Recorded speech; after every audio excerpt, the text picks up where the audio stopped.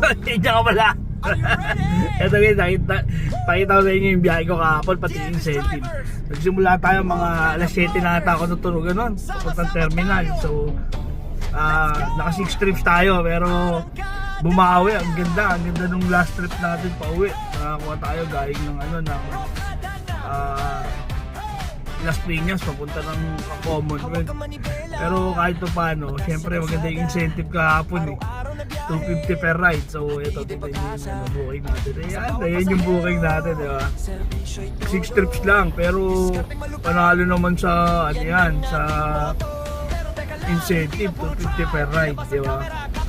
1.6 lang tayo kahapon, tapos 1.5 incentive, 3,000, tapos nakakuha tayo ng 1,000, isang diretso, puntang Commonwealth, di uwi 4,000, di ba? Kaya lang, basic lang, pagka alam yung incentive, hindi mo kailangan mapagod dito sa biyahe. Kaya grab lang ng grab pagka may incentive, sayang yan. So yun, yung mga advice naman natin, pwede yun din, pwede hindi. God bless, ingat.